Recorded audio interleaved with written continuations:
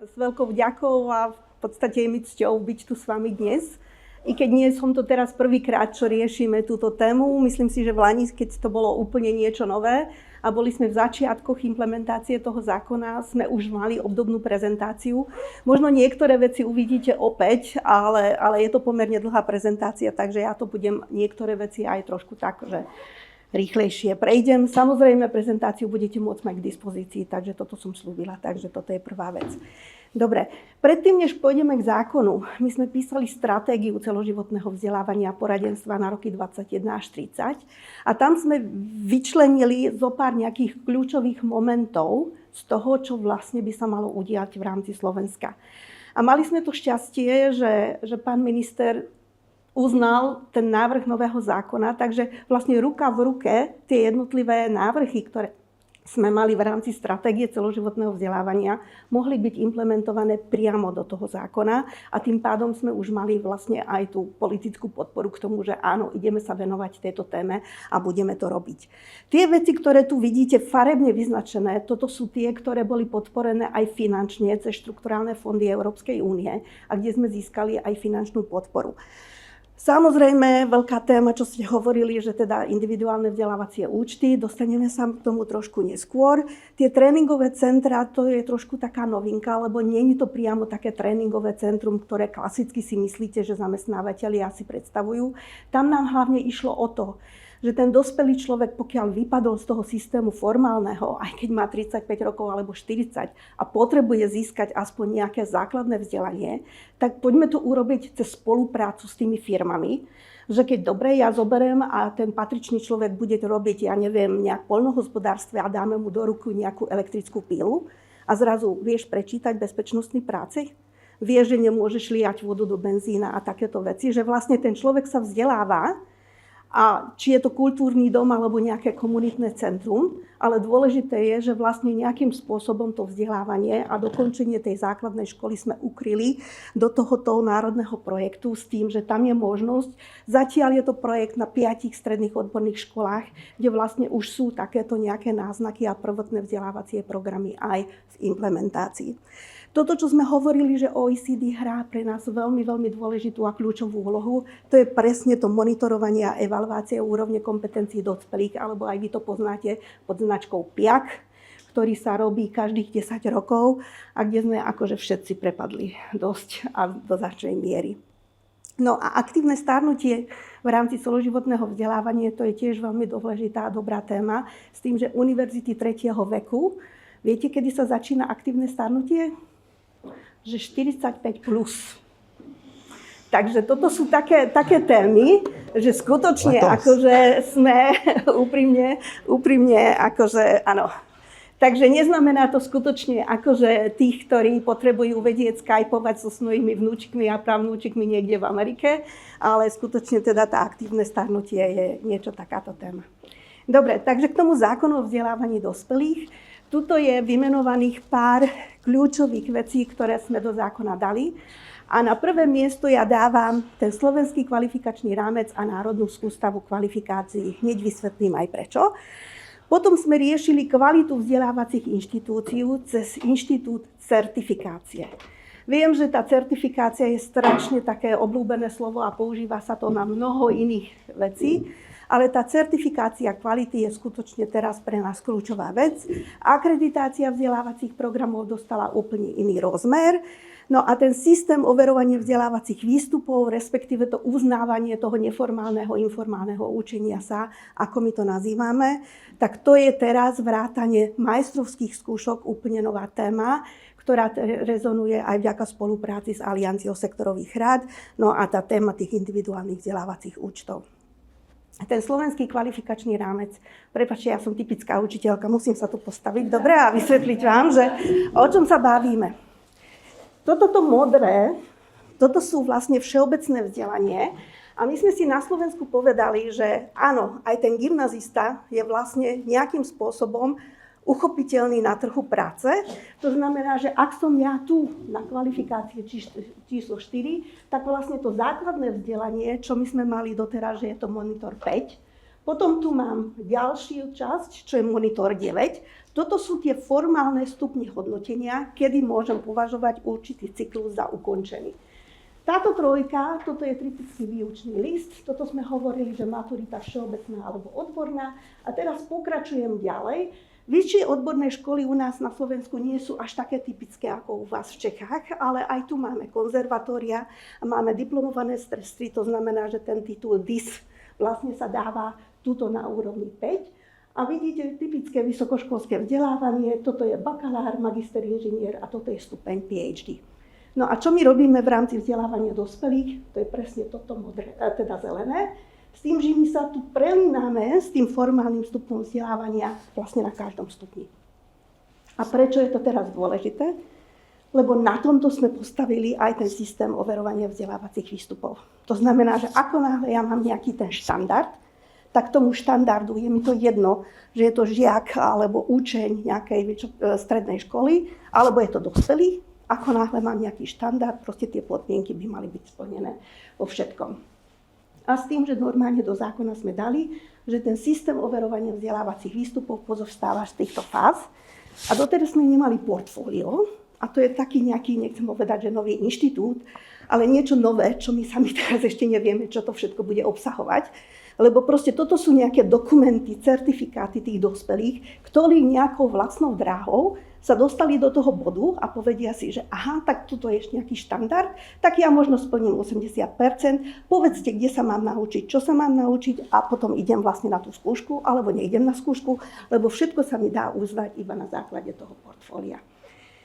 No a tu je zase ďalší taký trošku zádrhel a hra so slovíčkami, ktoré však ale znamenajú veľmi, veľmi veľa, lebo náročnosť tej kvalifikácie ja vlastne viem vysvetliť nejakou taxonómou, a čo ja tu hovorím, že ja ako učiteľ, tak ja proste stále mám nejaké zamýšľané veci, že aha, a počas tejto hodiny ja chcem toho môjho žiaka naučiť toto. Ale či ten študent sa to naučí, tak to je to presne, že 1:1. To znamená, že ja vlastne tie vedomosti, alebo zručnosti, alebo kompetencie musím podeliť na nejakú hierarchiu vedomostí, s tým, že začíname vedomosťami, potom pokračujem pochopením, ďalej je to úroveň aplikácie, analýzy, syntézy a hodnotenia. Samozrejme, tá kvalifikácia nikdy nie je priradená čisto na základe trojky, že iba budem riešiť nejaké veci, ktoré sa týkajú aplikácie.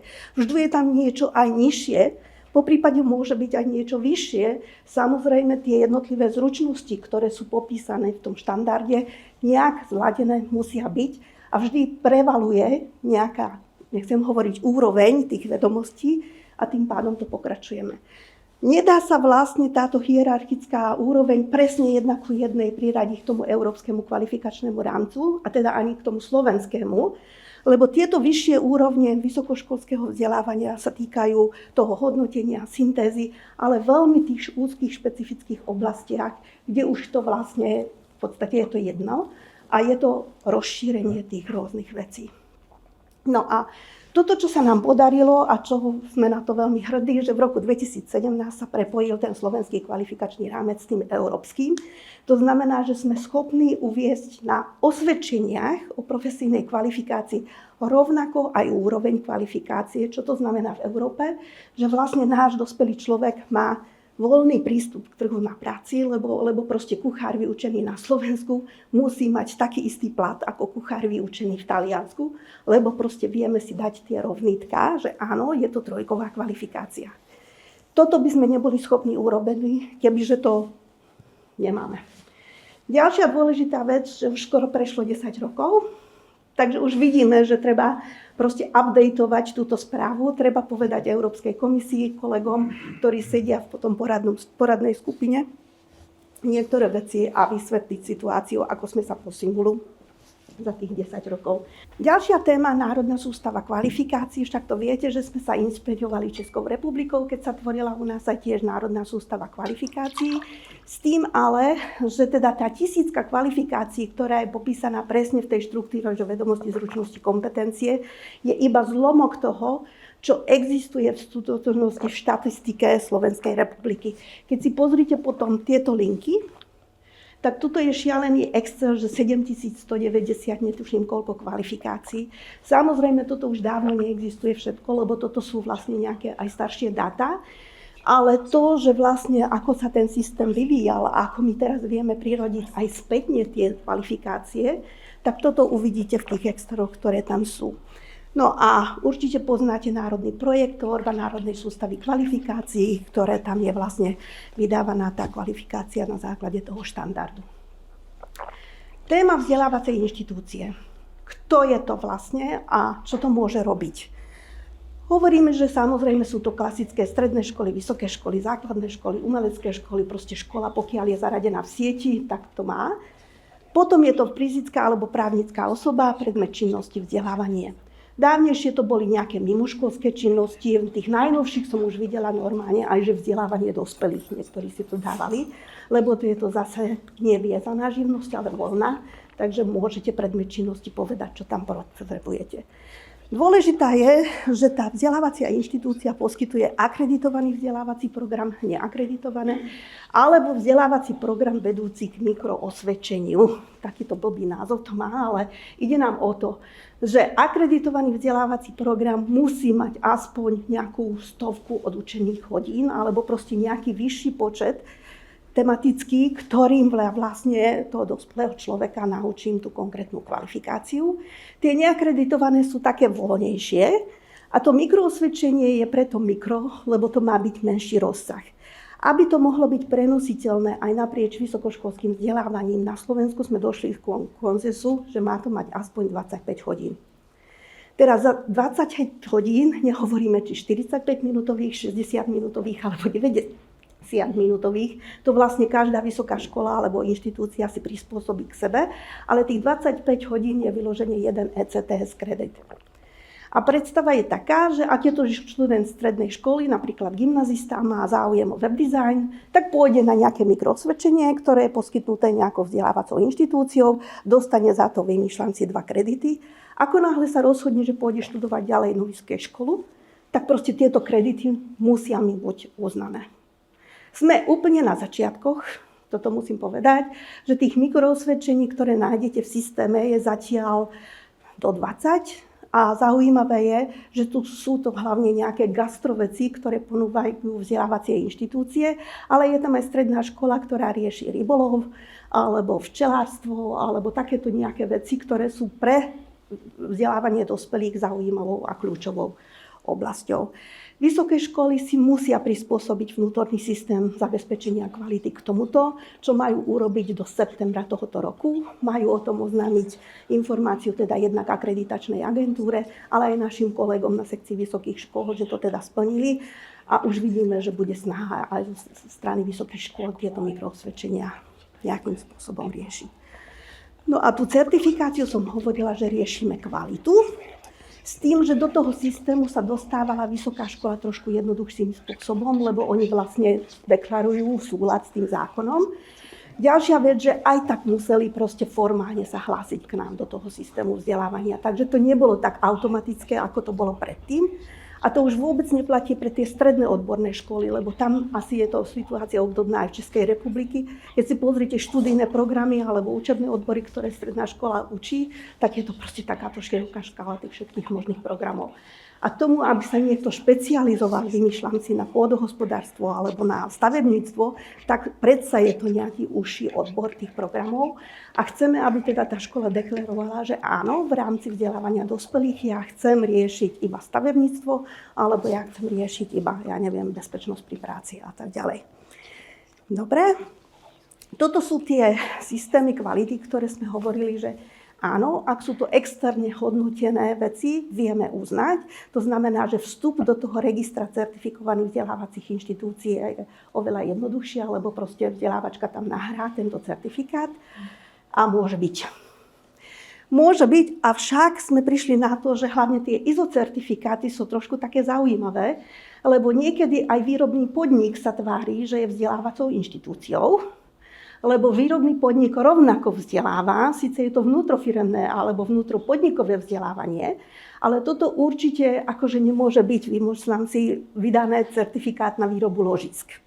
Takže my tam dožadujeme, ak ten certifikát nebol vydaný špecificky na vzdelávanie, aby nám teda poskytli náhľad do tých materiálov, na základe čoho teda ten ISO orgán ich ohodnotil, že teda je to kvalitné vzdelávanie, aj keď je to vnútropodnikové vzdelávanie, ktoré tu máme. Toto sme hovorili, že budeme akceptovať veci, ktoré robí ŠIOV so strednými odbornými školami, a to je vlastne tá nová metóda peer review. Je to trošku také, nie až tak subjektívne zase, lebo keď je to skupina učiteľov, ktorí sa bavia na nejakú konkrétnu tému, tak predsa už tam ten subjektívny názor nie je. A akceptovali sme aj od AIVD vlastne výstup projektu, ktorý sa týka Qualtracku, alebo teda toho systému Eduka. Úprimne povedané, priznám sa, najviac tých certifikátov, ktoré tu máme, je zaujímavé, práve sú to ani nie eduky, ale ISO certifikáty a zo pár kafov. Peer review nebolo až tak veľa tých stredných škôl, ktorí sa k nám hlásili do systému, a teraz je tam množstvo toho Qualtracku. Predpokladám, že tu pán kolega urobil trošku marketing k tomuto, aby vlastne vzdelávacie inštitúcie sa hlásili najprv k ním, a tým pádom je jednoduchšia cesta aj ku nám do tohoto systému. Toto sú nejaké zákonné veci, ktoré musíme splniť, čo je dôležité, že tá certifikácia sa vydáva na obdobie 5 rokov. Dobre? No. Povinnosti, akreditácia vzdelávacieho programu, čo sme hovorili, že bavíme sa o nejakej plnohodnotnej vzdelávacom programe alebo o niečom takomto. Ale dôležité je, že vlastne túto kompetenciu Ministerstvo školstva odovzdalo Aliancii sektorových rád, a práve z dôvodu, lebo oni sú práve tí, ktorí majú oprávnenie a vlastne, nechcem hovoriť, že podklad k tomu, aby vyhodnotili, či skutočne takýto akreditovaný vzdelávací program potrebujeme, či to nie je úplne zbytočná vec a hlavne do akej miery toto je vlastne súlad s aktuálnymi potrebami trhu práce. Lebo tie akreditácie staršie, priznám sa, boli niekedy 8, 10, 15 hodinové, len preto, aby úrady práce mohli preplácať kurzy, lebo to bol akreditovaný vzdelávací program. Bol to nejaký taký punc kvality, že predsa len teda ministerstvo dalo zelenú, ale akože vlastne toto fakt akože nič nemá spoločný s tým akreditáciou.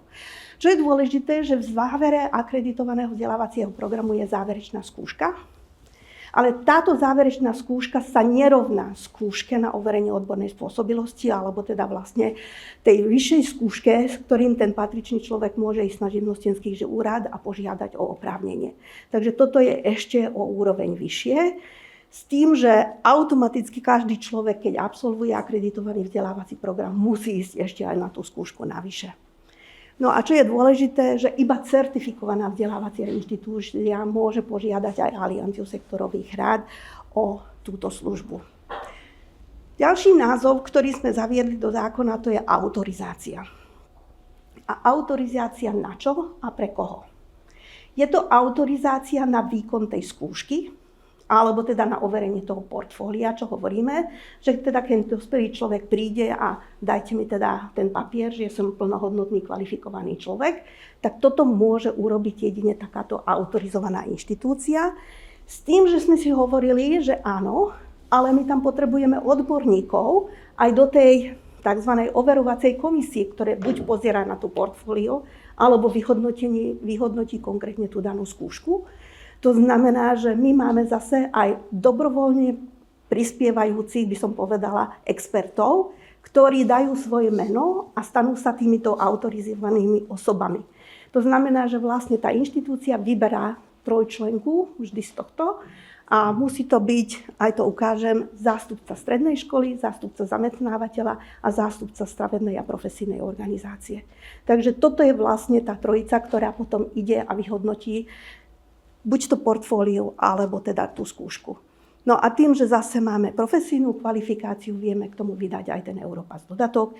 To znamená, že opäť je to v angličtine, takže ešte väčší dôraz na to, aby sme to vedeli urobiť. No a kto môže byť tou autorizovanou inštitúciou? V prvom rade je to Aliancia sektorových rád a stredná škola. Od 1.1.2026 sme upravili, že to môže byť iba stredná škola, ktorá má názov Centrum excelentnosti. To znamená, že oni tam musia zase v národnom projekte ŠIOV vypracovali cez nejakých 90 kritérií, čo tá stredná škola, keď chce byť Centrum excelentnosti, má splniť. Takže tých bereme podnikovú školu alebo tréningové centrum, čo som už hovorila, vysoká škola automaticky nadpodnikové vzdelávacie centrum a udelenie je iba tiež na 5 rokov. Ale môžeme riešiť autorizáciu iba k tej profesijnej kvalifikácii, ktorá má zverejnený kvalifikačný a hodnotiaci štandard. A toto všetko sa deje v súčasnosti na webe Aliancie sektorových rád. To je vlastne tá kariérna brána SK. A tuto by som sa zastavila aj pre prípad toho mikroosvedčenia, lebo to je tiež veľmi zaujímavé, že konkrétne zákon o službách zamestnanosti a tiež aj náš rieši aj náhradu nejakej potrebnej praxe aj absolvovaním mikroosvedčenia. Ale veľmi konkrétny príklad, ktorý sme nedávno riešili, účtovník, účtovnícka.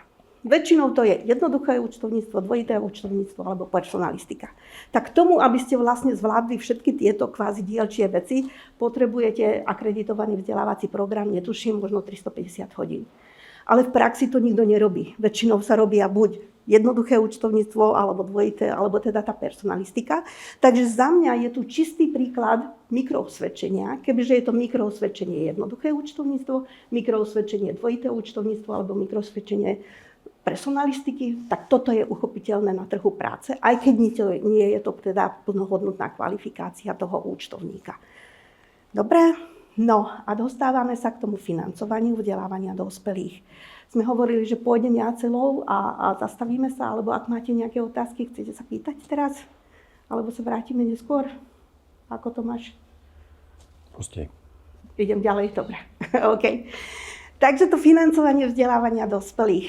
Toto, že Slovensko bolo vždy na chvoste aj v rámci európskych krajín, čo sa týka podielu dospelých, ktorí sa vzdelávali, si myslíme aj, nie že je to skutočnosť, ale aj zlé pochopenie tej štatistiky a vôbec zlý výklad toho starého zákona o celoživotnom vzdelávaní.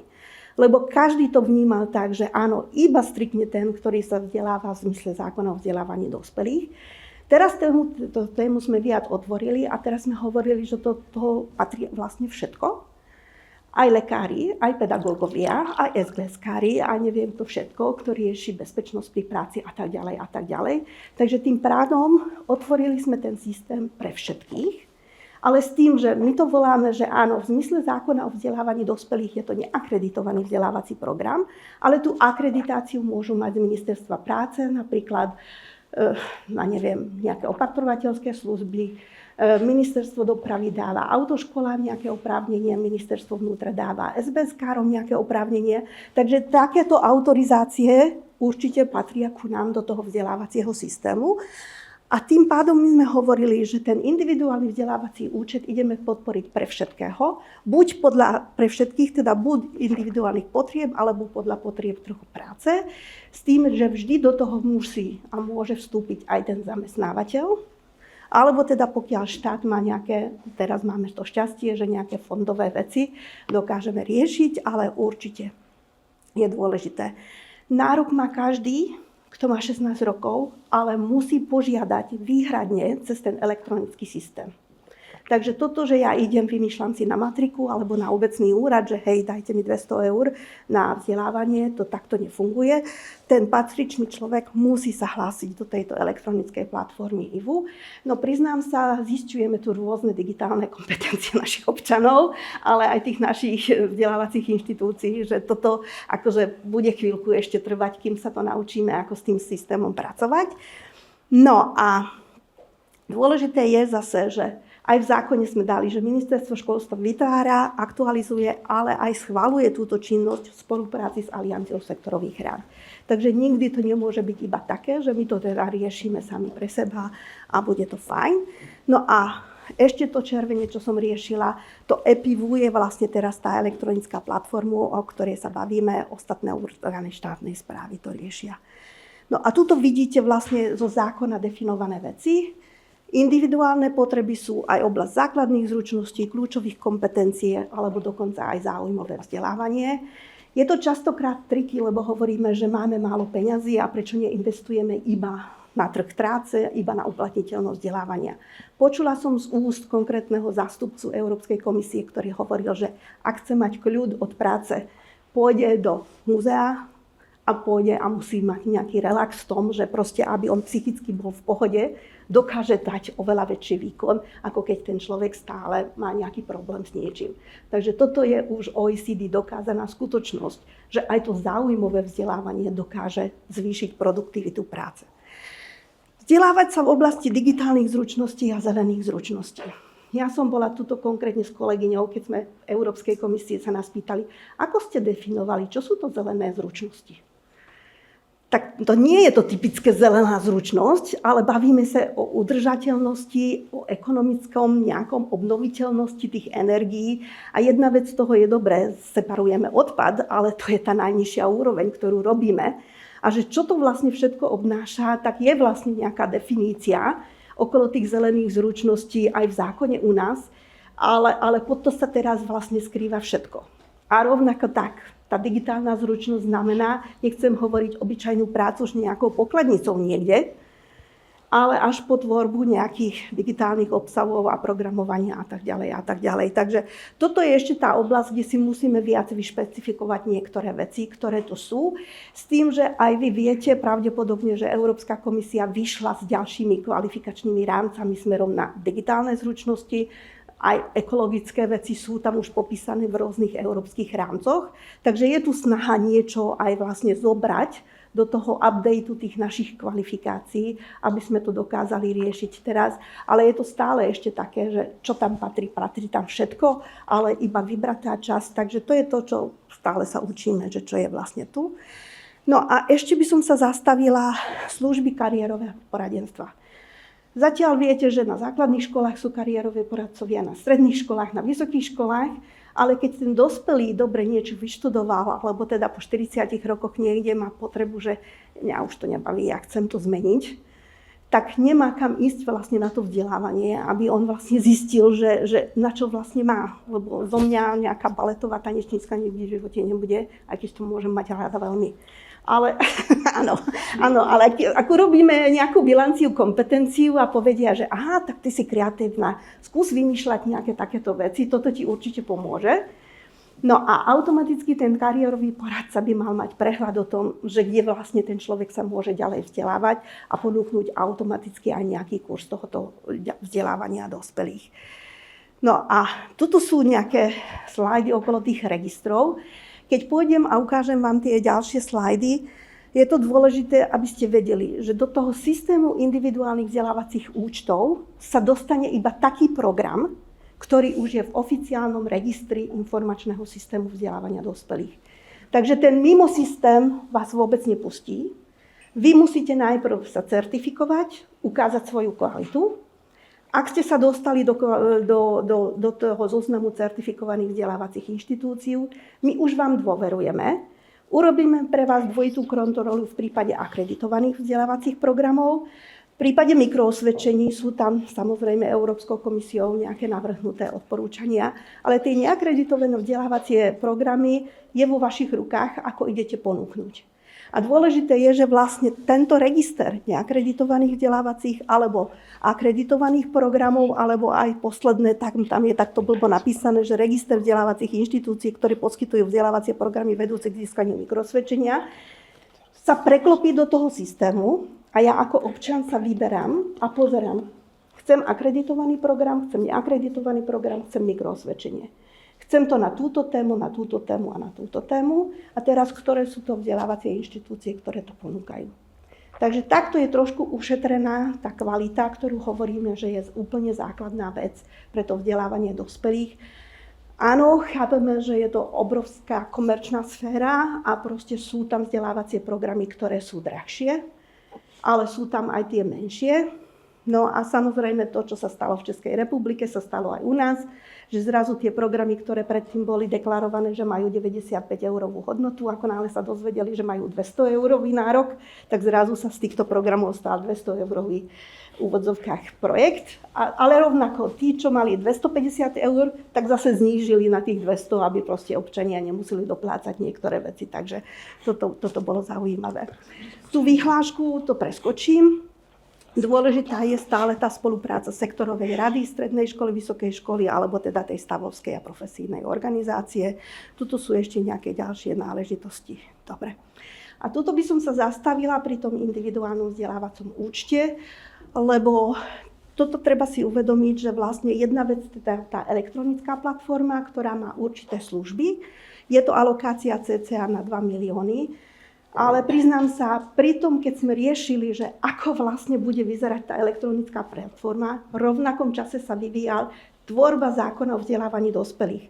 Takže presne nadefinovať, že čo ten systém bude vedieť, ako bude vedieť, nedokázali sme, takže sú to vlastne paralelne vyvíjal s tým systémom o zákone o vzdelávaní dospelých a poviem na rovinu, ani dodnes to nie je akože kvázi ukončený proces, lebo stále niečo sa dorába, stále niečo sa prerába v tom systéme. Ale dôležité je, že teda mali sme schválený ten národný projekt v auguste, alebo teda tak nejak v roku 2024 a od 1.1.2025 už mala fungovať elektronická platforma a informačný systém vzdelávania dospelých. Takže bolo to veľmi akože takto náročné a aj teraz je to náročné a vieme, že je tam proste technický zádrhel v mnohých prípadoch, ale robíme najlepšie, čo vieme a ako vieme, ale dôležité je, že vlastne už je to k dispozícii.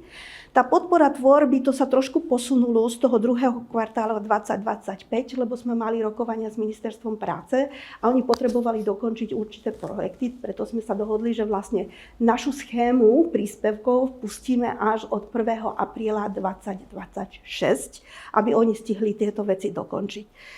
Dobre, no a to je vlastne ten informačný systém vzdelávania dospelých, tam, kde vlastne v úvodzovkách vidíte to ISVD, IEDU-SK a tam sme riešili aktuality a neskutočne veľa webinárov a seminárov a jednak pre tie vzdelávacie inštitúcie, ktoré boli zvyknuté pracovať v tom starom systéme už, len tým, že sa to kompletne prerobilo, tak my sme ich museli neustále inštruovať. Takže v súčasnosti v tom registri certifikovaných vzdelávacích inštitúcií je cez 500 vzdelávacích inštitúcií. Takže nie je tam veľa vysokých škôl a nie je tam veľa stredných škôl, ale sú tam vlastne SROčky a SZČO, ktorí toto riešia. No a prečo vlastne ten informačný systém vzdelávania dospelých je dôležitý? Práve sme hovorili, že ako náhle ideme riešiť a poskytovať vzdelávanie z verejných zdrojov, tak je snaha všetko mať pod týmto systémom. To znamená, že už aj úrady práce kontrolujú vlastne tá vzdelávacia inštitúcia, či je certifikovaná a či ten program, ktorý ponúkajú, je u nás zapísaný v tom registri. Takže sa tu stalo zrazu také, akože nechcem hovoriť, že strešné pokrytie tých všetkých možných existujúcich vzdelávaní, ktoré tu máme na Slovensku. No a ten individuálny vzdelávací účet zbiera strašne veľa detailov o tom vzdelávaní. Čo je dôležité, že tuto píšeme, že ten program má byť akreditovaný a vedený k mikroosvedčeniu, neakreditovaný. Ale tuto sme urobili ešte takto obkuku, že akreditovaný podľa iného právneho predpisu, aby sa k nám do systému mohli hlásiť aj učitelia, aj tie ostatné autoškoly a tak ďalej a tak ďalej. A túto schému, ktorú tu vidíte, tak toto je vlastne život toho systému individuálneho vzdelávacieho účtu. Tu je ten občan, ktorý sa do toho systému hlási. Tu je tá vzdelávacia inštitúcia, ktorá vlastne začína, realizuje vzdelávanie. Čo je kľúčové pre nás, v rámci tohoto vzdelávania systém generuje aj automaticky osvedčenie. Ale osvedčenie nedostane účastník automaticky, ale až keď dá spätnú väzbu vzdelávačke, že áno, toto bolo fakt veľmi kvalitné vzdelávanie. Priznám sa, nestihli sme sa ani zatiaľ popozerať, že aké spätné väzby tu sú, ale máme už informácie od vzdelávacích inštitúcií, ktorí to myslia vážne. Áno, že chceme vedieť, čo o nás píšu a čo vlastne o nás riešia občania. No a samozrejme, tu je vlastne tá faktúra, ktorá prichádza na ministerstvo školstva. Ale aby sme zase predišli tomu, že ideme podporovať iba vzdelávacie inštitúcie, aby to bol štátna pomoc, tak tá faktúra je vlastne vystavená na toho občana. To znamená, že vlastne kolegovia u nás kontrolujú, nechcem hovoriť, že tisícky faktúr, lebo to proste musí byť vystavené na toho občana.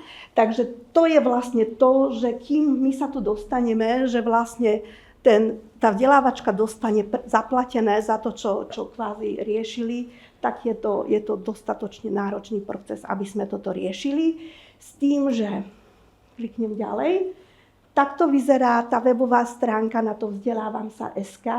V tej prvej fáze toho pilotu sme riešili iba toto vzdelávanie, takže teraz nás čaká to kariérové poradenstvo a overovanie, ktoré očakávame, že ak všetko dobre pôjde a vyhodnotí sa táto pilotná fáza a vychytia sa nejaké technické veci stále ešte okolo toho, by mala byť spustená na jeseň tohto roku.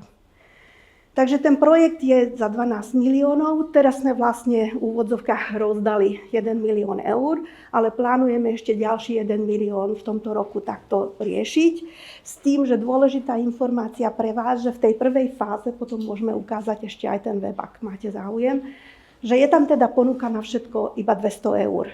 V tej druhej fáze chceme to odčleniť, že 200, 500, 800, 1000, 1500 eur, náročnosť kvalifikácie, aj v skutočnosti aj špecifické financie na to overovanie a kariérové poradenstvo. No a toto sú dáta, ktoré samozrejme už sa nás novinári pýtali, takže od 25. Pozrite sa, koľko ľudí doteraz požiadalo o príspevok, je to 5437. Ale čo je dôležité, že v systéme už je zaregistrovaných 26 000 občanov. To znamená, že zase, pokiaľ my pustíme tú druhú fázu, tak občania už vlastne tú registráciu majú urobenú, tak pôjdu a môžu si iba potom akože kvázi vyberať z tej ponuky, ktorá tam kvázi bude. Takže, čo som hovorila, že vzdelávacia inštitúcia sa dostane k nám do registra ako certifikovaná a je ich tam 500. Keď si pozrite, počet vzdelávacích inštitúcií, ktoré registrovali v tom IVU svoje programy, je podstatne menej, lebo my chápeme a rozumieme, že sú tam proste nejaké špecifické vzdelávania pre určité firmy, ktoré nepotrebujú ani, aby boli oficiálne zverejnené pre toho občana. To znamená, že ak sa to robí, vymýšľam si konkrétne v Kíne, kde niečo, tak áno. Ale zase, ak by chceli to zverejniť oficiálne, tak to by znamenalo, že na toto vzdelávanie sa môže hlásiť hocikto z toho celého Slovenska. No a je tam vlastne 1851 vzdelávacích programov a počet zverejnených termínov bol k tomuto dátumu až 3115.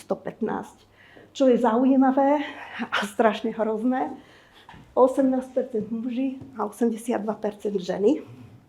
A predpokladám, že je to preto, lebo keď sa pozrite tie najčastejšie kurzy, tak sú to typické pedagogické vzdelania a tým, že vlastne naše učiteľstvo to sú samé ženy, tak predpokladáme, že toto vlastne nie je zase reálny obraz toho, že kde sme sa posunuli a ako robíme a čo robíme. No. Ale toto sú najdôležitejšie veci, ktoré tu máme.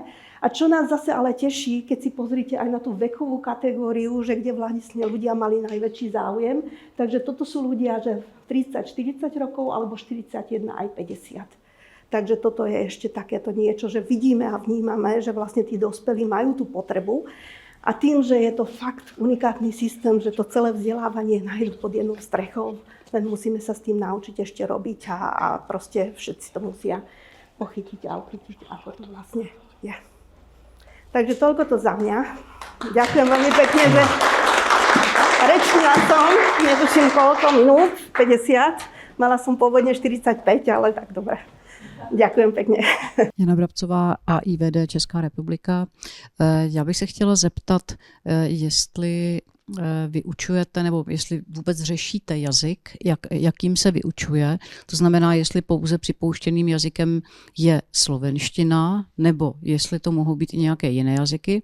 A s tím souvisí i druhá otázka, která se týká zahraničních poskytovatelů. Jestli už se vám stalo, nebo jestli vůbec systém připouští zahraniční poskytovatele. Takto. Vzdelávací program môže byť poskytnutý aj v inom jazyku ako v slovenskom. Pokiaľ sa bavíme o skúške na overenie vzdelávacích výstupov, že je to výstup niečoho, ten musí byť v štátnom jazyku. Zahraničné vzdelávacie inštitúcie, hlavne české, sme hovorili, že pokiaľ budete mať slovenské IČO, do systému sa dostanete. Ale bez slovenského IČA zahraničné firmy sa k nám nedostávajú. Ale videla som napríklad Ekonomická univerzita ide ponúknuť vlastne vzdelávanie v angličtine aj ako mikroosvedčenie, to znamená, že veľmi široké publikum toho všetkého možného. Takže vzdelávací program áno, ale tá skúška už potom v tej slovenčine. Jaromír Janoš, Trexima. Mě by zajímalo, jestli firmy, které jsou zapojené do režimu duálního vzdělávání, taky nějak vstupují do toho vzdělávání dospělých. Áno, jednoznačne áno. Duálnu akadémiu máme a dokonca je to Centrum excelentnosti, ktoré budú riešiť vlastne prvou kvalifikáciou bude to automechanik, ktorí vlastne toto budú riešiť. Áno. Magdalena Prunerová, MGC Group. Dobrý den, děkuji moc za tu prezentaci, byla úžasná a já trošku možná se zeptám jako z jiného renku. A mě by zajímalo, jak na Slovensku vnímáte vlastně spolupráci těch inkriminovaných institucí, které vlastně jako určují tu potřebu na tom trhu práce. Protože samozřejmě ministerstvo školství jako řídí tu strategii, předpokládám, že nějakým způsobem využíváte tu alianci. Ale jestli tam jsou ještě další instituce, se kterými se vám lépe či hůře spolupracuje, opravdu na tom směřování, kam vlastně celý ten trh práce jako půjde a jakým způsobem vlastně tu strategii budovať. Riešime, áno. Samozrejme, tá aliancia sektorových rád skladá sa okrem toho ministerstvo školstva, ministerstvo práce, tam sú vlastne ďalší zamestnávateľia, takže práve sme riešili nedávno všeobecný seminár pre všetkých expertov, ktorí boli zvolaní vďaka aliancii sektorových rád. Nech majú tie informácie vlastne z prvej ruky. Takže áno, RUZK, APZD, Konfederácia odborných zväzov a všetci možní, ktorí akože k nám vstupujú.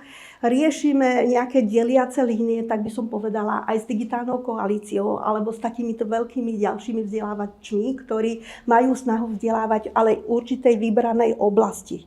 A teraz zase neprekrývanie tých finančných nákladov, aj tieto veci, sme prišli na to, že áno, pokiaľ to bude, viete, lebo my hovoríme, motivácia je úplne iná, keď ja som akože v úvodzovkách voľne vyberám z tej celej ponuky, alebo ak ma zamestnávateľ konkrétne pošle na nejaké vzdelávanie.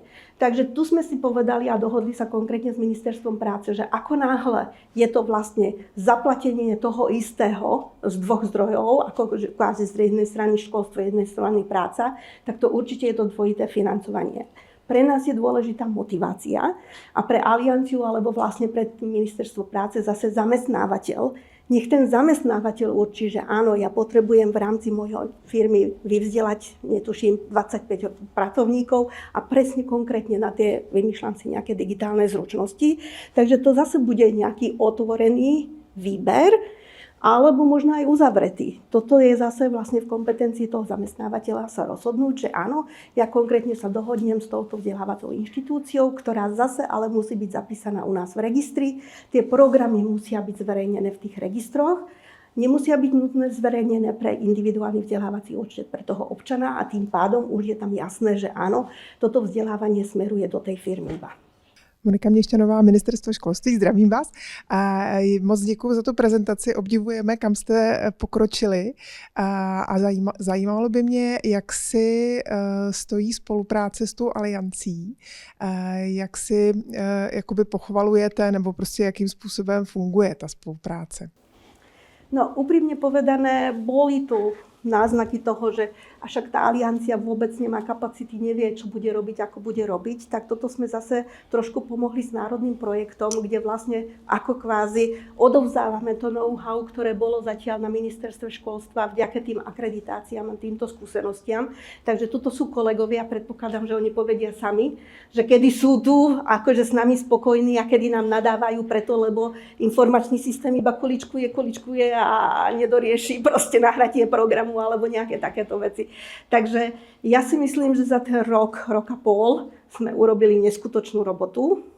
Akože skutočne klobúk dole a to nie je iba moja práca. Toto je vlastne celý tým, ktorý tu akože kvázi sme robili. Rozumieme tomu, že proste sú tu nedostatky, ktoré potrebujeme doriešiť a včera bolo neskoro na nič, ale v porovnaní s tým, že doteraz sme nemali nič, zrazu je tu nejaký informačný systém a každý chce z toho informačného systému maximálne vyťažiť, čo sa dá. Ja si myslím, že toto je trošku tak v úvodzovkách tuto na politické rozhodnutie aj nášho vedenia ministerstva, keď skutočne túto tému uchopíme, že fakt to pokrie celé vzdelávanie v rámci Slovenska, čo je v zmysle kompetenčného zákona, že školstvo je zodpovedné za to vzdelávanie, tak tu môže vzniknúť ďalší inštitút, ktorý nič iné nebude robiť, len riešiť individuálne vzdelávacie účty a vlastne takéto programové veci, ako zapojiť do toho zamestnávateľov a tak ďalej a tak ďalej. Takže toto je skutočne taká téma, čo je za mňa výzva do ďalších, nechcem hovoriť 5 rokov, možno do ďalších 10 rokov, kam Slovensko smeruje v roku 2040, tak toto určite je úžasný podklad k tomu, aby sme v tomto rozvoji mohli pokračovať. Dobrý deň, moje meno je Soňa Karabeli z Aliancie sektorových rád. Ak dovolíte, odpoviem obom dámam, ktoré sa pýtali jednak na otázku potrieb trhu práce zamestnávateľov. Treba asi veľmi presne povedať, že Aliancia je tripartitné združenie, ktoré veľmi presne odpovedá na všetky tie otázky. Aliancia má v kompetencii okrem iného aj služby zamestnanosti v zásade podľa zákona 5, kde má jasne vymedzenú kompetenciu a to je práve predikcia trhu práce. Takže my veľmi presne vieme, aké sú potreby na trhu práce na Slovensku a na základe našich zamestnávateľských zväzov ich veľmi presne vieme identifikovať.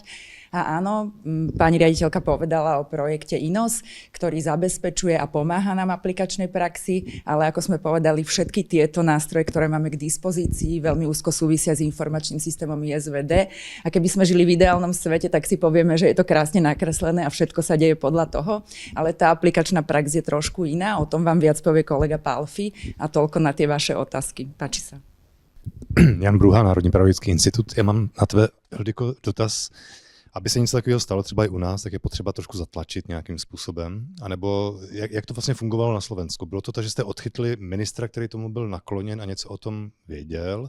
A nebo jste potřebovali nějaký důležitý hráče ze Slovenska, který vám v tom nějakým způsobem pomohli? Ja určite si myslím, že pán minister bol ten prvý, ktorý to uchopil a išli sme s tým zákonom von. Respektíve, keď už sme riešili tú stratégiu celoživotného vzdelávania a poradenstva, tým, že bol plán obnovy a odolnosti, celoživotné vzdelávanie z toho vypadlo. Takže všetky naše tieto strategické a kľúčové veci mohli byť podporené iba tými štrukturálnymi fondami. To znamená, že vlastne tam pomáhali aj kolegovia z tej sekcie štrukturálnych fondov, ktoré nastavili tie výzvy tak, aby nám vlastne pomohli aj do praxe uplatniť nejaké pekné veci, ktoré si myslím, že je to v poriadku. Ale určite ja si myslím, že tá politická vôľa je na prvom mieste a tie ostatné veci už sa dajú. Ak môžem pre doplnenie za AIVD, lebo to je dlhodobý proces, vlastne všetky tieto inštitúty, ktoré sú tam, register certifikovaných vzdelávacích inštitúcií, to sme navrhovali v 2004 a tak ďalej. Myslím, že veľmi prispelo to, že ministerstvo školstva, práce, zamestnávateľské zväzy, že navštevovali tie národné okrúhle stoly, čo sme mali v rámci týždňa, že tam sme to posúvali. Lebo ťažko povedať o nejakom ministrovi, teraz neviem, lebo už to podporoval aj predtým, neviem, pani minister Lúbieva a tak ďalej. Čiže veľký tlak vyvinuli určite zamestnávateľia. Že my sme sa dohodli na nejakom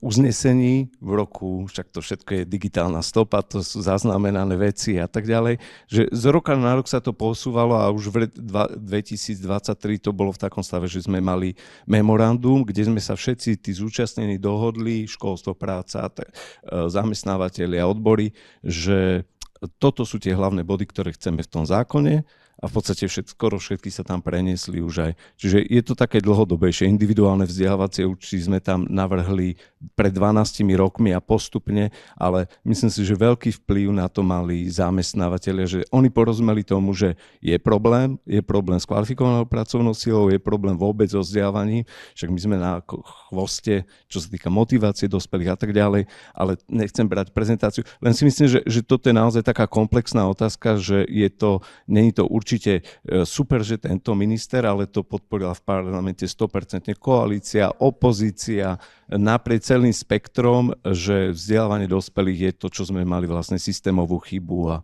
treba to riešiť. Určite podľa mňa si pamätám číslo, že nechcem hovoriť, že jednohlasné hlasovanie na parlamente, keď sa prijímal tento zákon, asi niekto bol, nechcem hovoriť, že proti alebo mimo, ale to len preto, lebo že sa držal, alebo niečo takéto, ale nebolo to také, že iba tesne to prešlo, takže ja si myslím, že dobre, jedna vec je mať nejaké memoranda popísané, ale pokiaľ k tomu stále nemáte zákon a nemáte zákonný podklad, tak proste toto musí byť ruka v ruke, určite áno.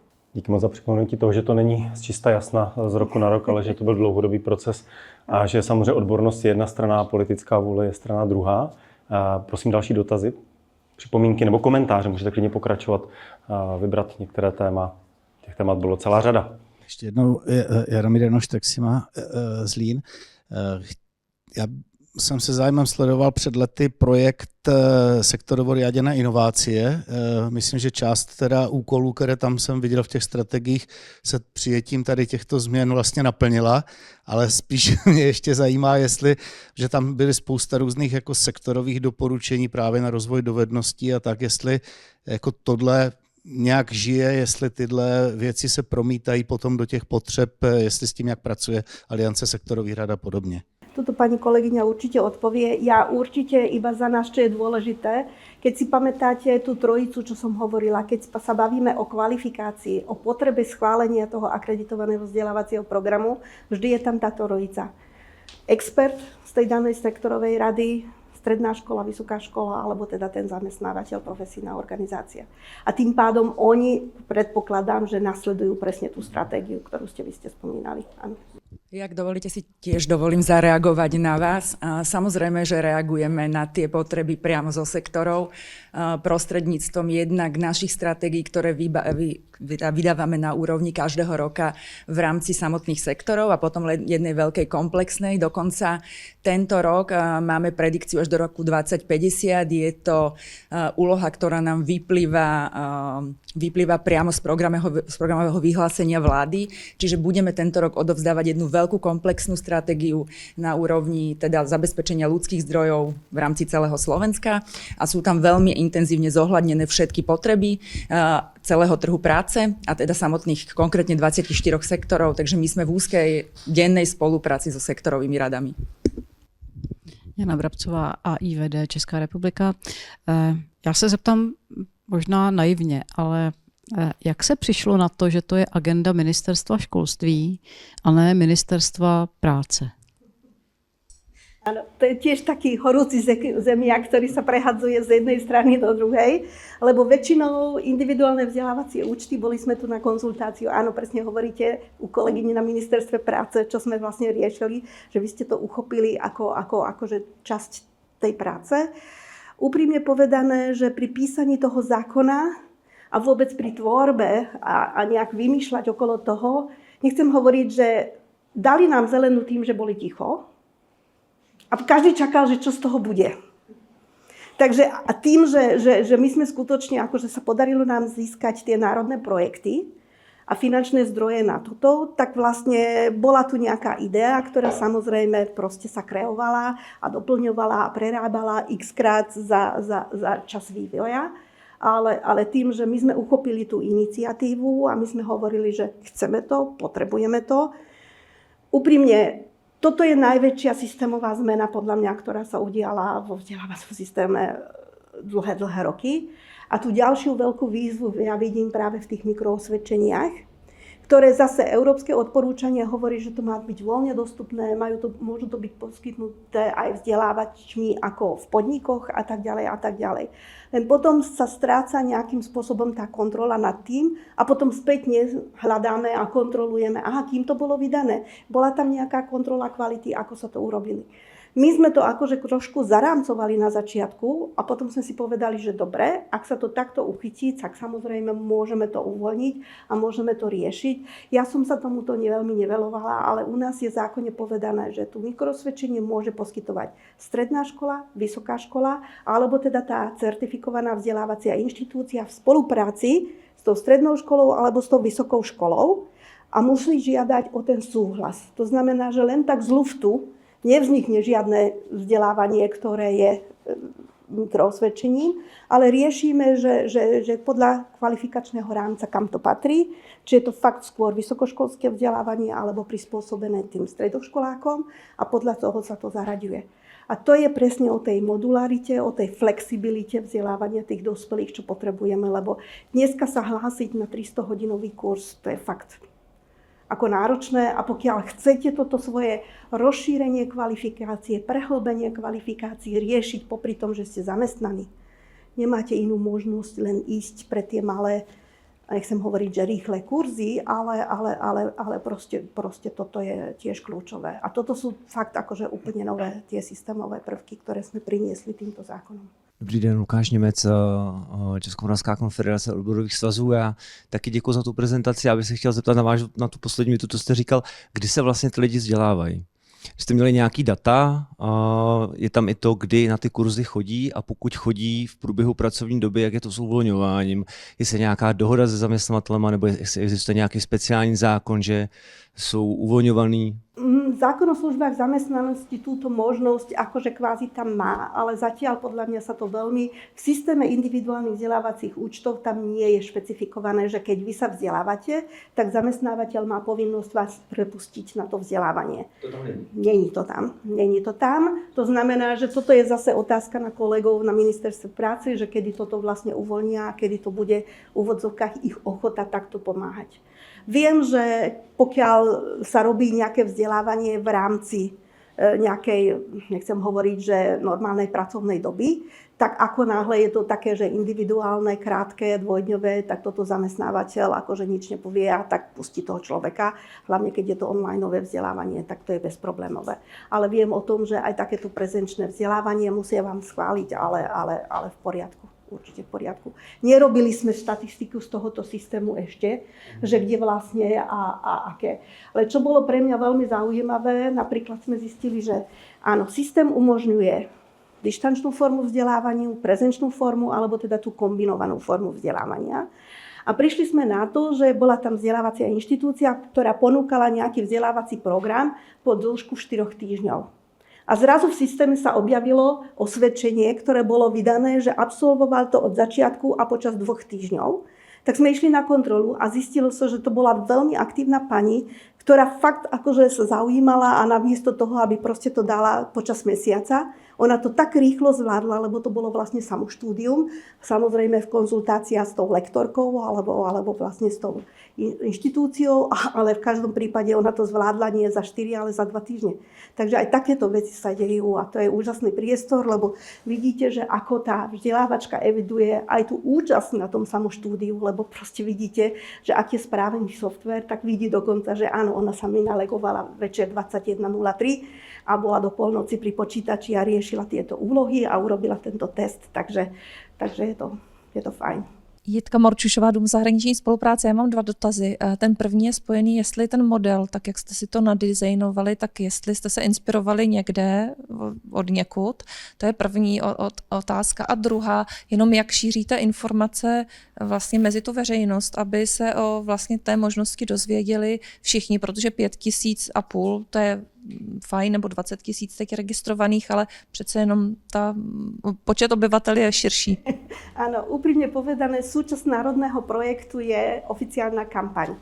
Ale poviem na rovinu, kým sa to vyobstará, kým sa to zabezpečí, nechcem hovoriť, že to bude aj koniec projektu, kým sa dozvie verejnosť, že toto je možné. Ale určite tým, že my sme robili so vzdelávacími inštitúciami toľko tých webinárov a toľko seminárov, takže vlastne oni, nechcem hovoriť, že to šírili v rámci takto, že dobré slovo je niekedy lepšie ako proste nejaká reklama niekde. Takže to, čo sme urobili, respektíve pán minister, čo urobil, to bola tlačovka a do tú tlačovku sme vlastne pozvali tých ľudí.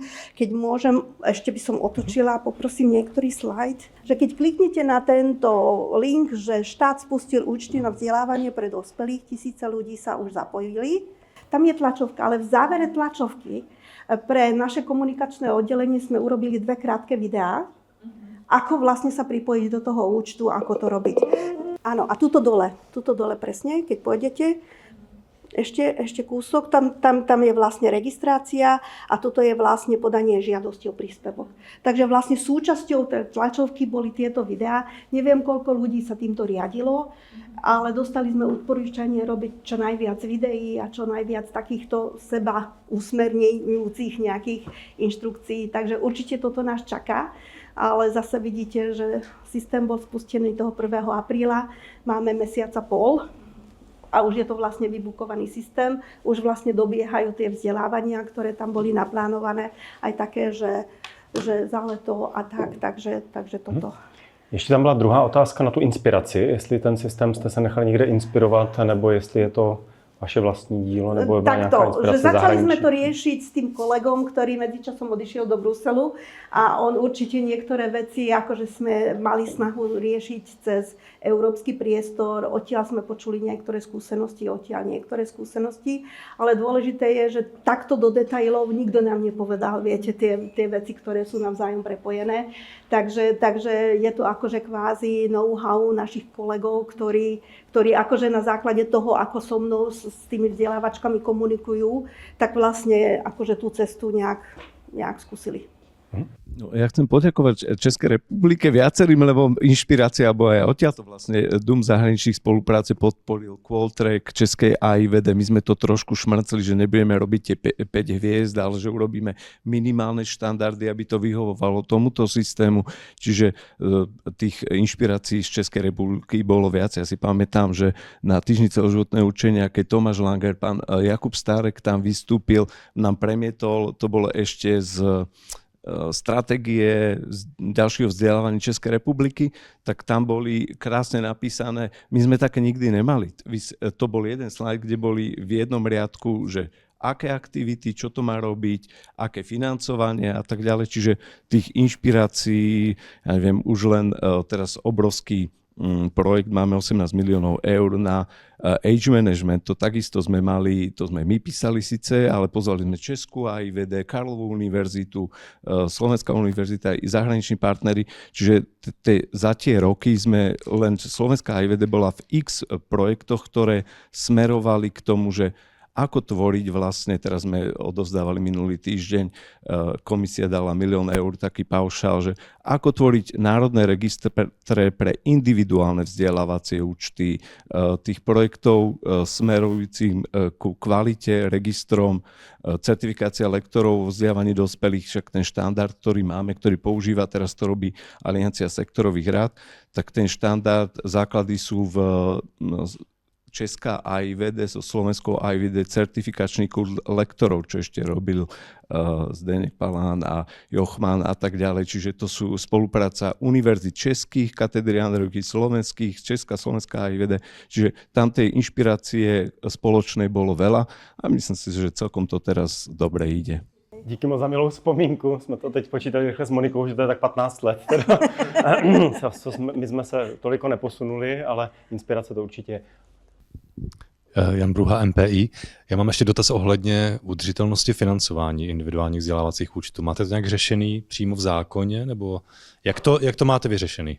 Áno, v zákone je tak, že štát alebo zamestnávateľ, ale už nám bolo odporúčané, aby sme hľadali ďalšie zdroje aj mimo školstvo, takže ja pevne verím, že pre ten ďalší v úvodzovkách rozvoj alebo plánovanie nejakých štrukturálnych fondov, toto určite Európska komisia bude podporovať, takže budeme mať snahu.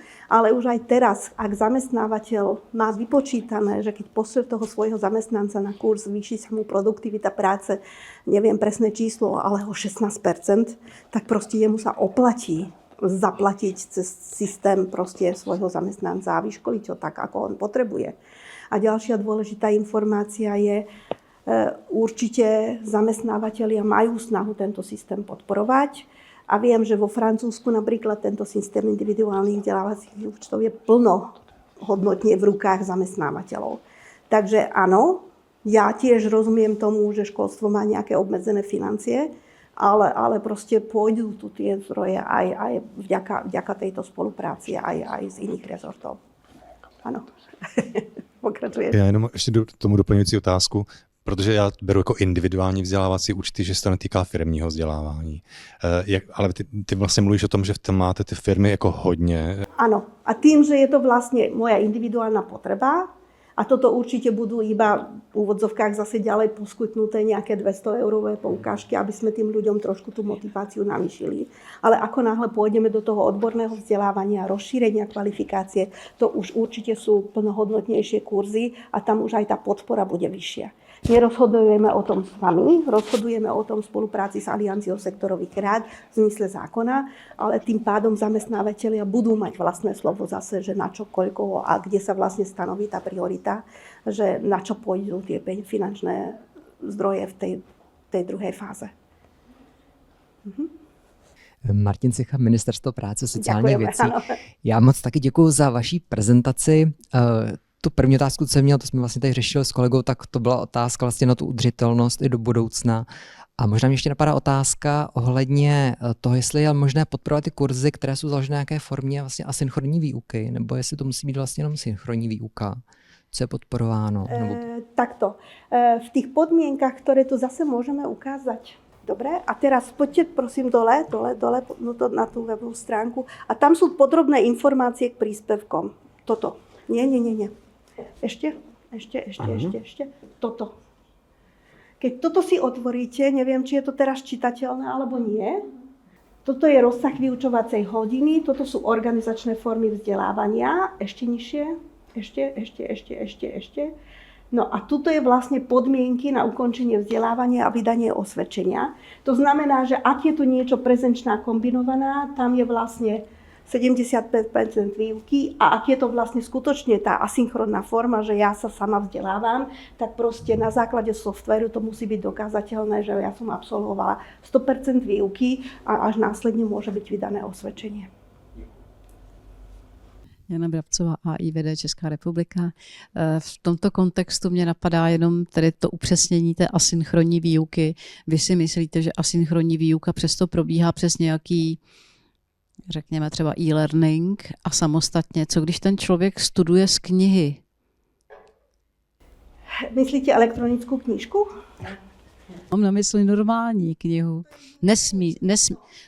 Nesmí studovat z normální knihy, aby ten program byl podpořen. Já mám na mysli skutečně, existuje řada vzdělávacích programů, které nemají podklady převedené do elektronické podoby, ale přesto jsou materiály v tištěné podobě, které jsou vhodné ke studiu.